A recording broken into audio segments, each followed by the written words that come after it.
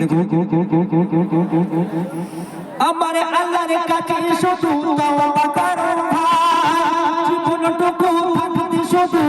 Medina যা, সবই ইবাদত যাবে চলে, যদি হিংসাকে দাও হিংসাকে দাও শোনো মুমিন, ও মুমিন শোনো মুমিন, ও মুমিন শোনো মুমিন, যত নামাজ পড়ো করো খোদার গুণগান, হালাল হারাম না বাঁচলে নাই কপরিতাম, আমার শোনো মুমিন যত নামাজ পড়ো আল্লাহ ইয়া রাসূলুল্লাহ, আল্লাহ ইয়া রাসূলুল্লাহ। কবি চন্দ্রের মাধ্যমে আর কি লিখছে দেখো, আমার আল্লাহর কাছে শুধু তওবা করো ভাই,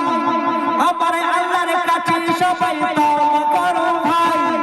জীবনটুকু থাকতে শুধু মদিনা যায়, আমার আল্লাহর কাছে সবাই তওবা করো ভাই, জীবনটুকু থাকতে শুধু মদিনা যায়, সবই ইবাদত যাবে চলে, যদি হিংসাকে দাও যত নামাজ পড়ো, শোনো মুমিন যত নামাজ পড়ো করো খোদার গুণগান, হালাল হারাম না বাঁচলে নাই কপরিতান, শোনো মুমিন যত নামাজ পড়ো আল্লাহ ইয়া রাসূলুল্লাহ, আল্লাহ ইয়া রাসূলুল্লাহ। দেখুন যারা হারাম খাবে কাল কিয়ামতের ময়দানে, কাল হাসরের ময়দানে তাদের পেটগুলো হবে ঘরের মতো উঁচু। আল্লাহ পাক কোরআনে বর্ণনা করেছেন যারা হারাম খাবে তাদের পেটগুলো হবে ঘরের মতো উঁচু কাল কিয়ামতের ময়দানে, কাল হাসরের ময়দানে সব উম্মতকে দাঁড় করাবেন। কবি ছন্দের মাধ্যমে কি লিখছে দেখুন, হারাম ওয়ালার পেট হবে ভাই ঘরের মতো উঁচু, তার ভিতরে থাকবে ভরে সাপার পিছু,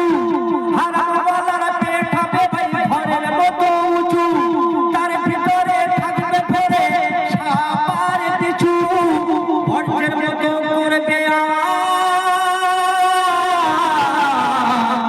পাবে না রে রেহাই, পাবে না রে রেহাই, শোনো মুমিন ও মুমিন, ও মুমিন শোনো মুমিন, ও মুমিন যত নামাজ পড়ো করো খোদার গুণগান, হালাল হারাম না বাঁচলে নাই কপরিতান, শোনো মুমিন যত নামাজ পড়ো আল্লাহ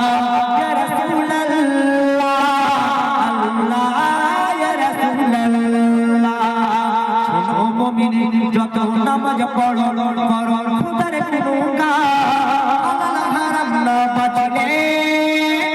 নাই কপরিতান, শোনো মুমিন যত নামাজ পড়ো আল্লাহ ইয়া রাসূলুল্লাহ, আল্লাহ ইয়া রাসূলুল্লাহ, আল্লাহ ইয়া রাসূলুল্লাহ, আল্লাহ ইয়া রাসূলুল্লাহ। শুনলেন